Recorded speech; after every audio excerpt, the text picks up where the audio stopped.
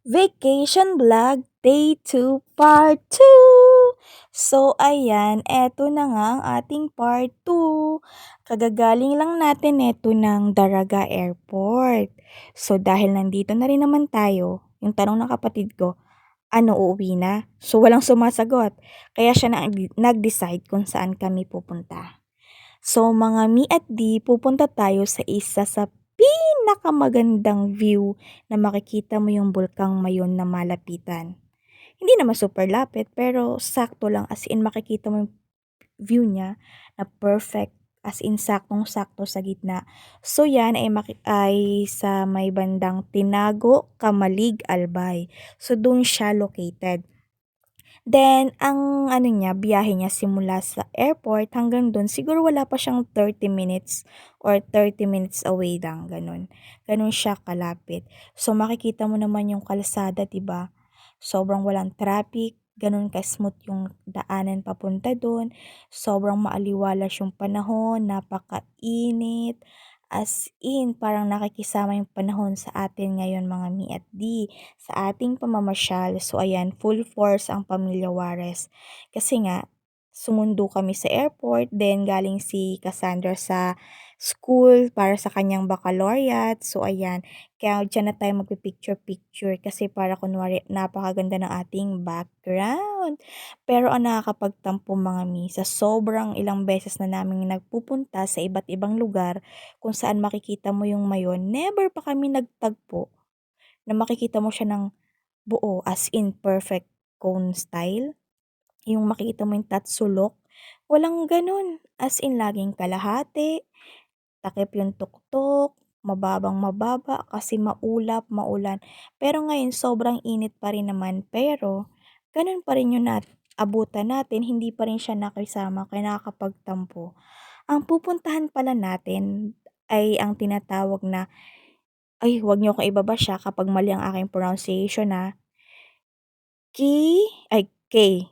pala, K Twin An, o 'di ba? K Twin An, umpisa pa lang mali na yung pronunciation. Ang katapat naman nito ay ang Japanese Tunnel. O 'di ba, meron pa tayong ibang puwedeng puntahan pala sa susunod.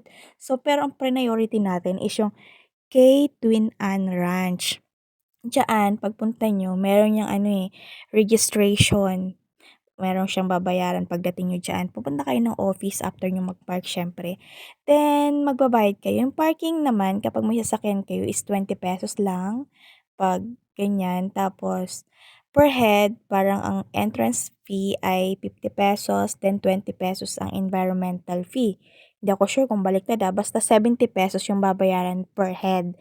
So times ilan mo na lang 'yan, kung ilan kayo magkakasama, i-times mo lang dun.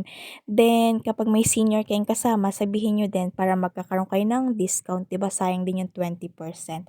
So, 'yan yun 'no, yun yung pangalan ng ating pinuntahan. Then, marami siyang activities na puwedeng gawin diyan. Puwede kayong mag-overnight nga ata diyan kasi may tent na ano, tent na puwedeng i-rent, tapos puwede kayong mag-KTV, then puwede kayong may kabayo din ata diyan, parang nakita ko. Check niyo na lang din kapag gusto niyo. Tapos, 'di ba nakikita niyo kung gaano kainit, kailangan mo pang magpayong diyan kasi kung hindi, tostado ka, as in tostado ka. Sa ating mga katulad na ang mga ganitong kulay ay hiram lang, kaya ating iingatan. So, mahirap, mahal ang sabon, pero keri lang. O, nakikita niyo yung mayon. 'Di ba umpisa pa lang, napaka ano na, baba ng ulap. Kaya ang ginawa ng anak ko, nagtatakbo na lang na nagtatakbo para ma-enjoy yung paligid.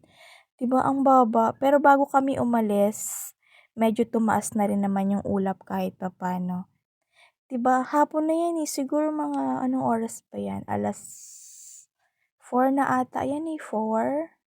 So ayan, sabi niya magpi-picture daw siya diyan kaso hindi nga nagpakita ng maayos. Then maya-maya eto na yung itsura, medyo umaangat na yung ulap. Pero hindi na natin siya inantay na umangat talaga ng sobra. Kaya ayan, kasi uuwi na rin tayo dahil meron pa tayong gagawin at malayo pa kami. So, paano ba yan mga mi? Thank you for watching and ingat kayo palagi. Hi Bye-bye! guys! Oh my god, mahulog pa ako. Yeah, welcome to Mayon. Mayon, Mayon.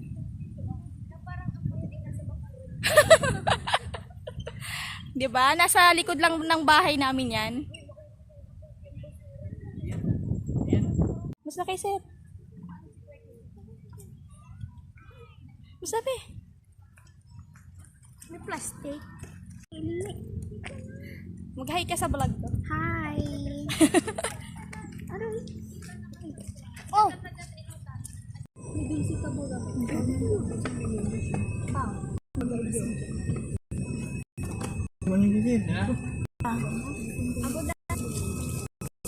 Ate, kata mo po.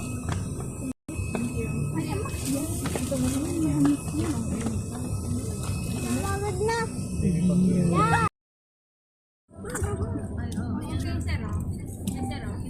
Kung mabidyo. Kay Kayser mo bigay. Ano matingnan na po? Pwede na yan, totoo man si Kayser. Tatao niya na lang yan kapag nasuka na siya.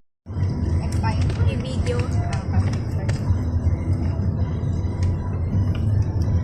Tikman natin.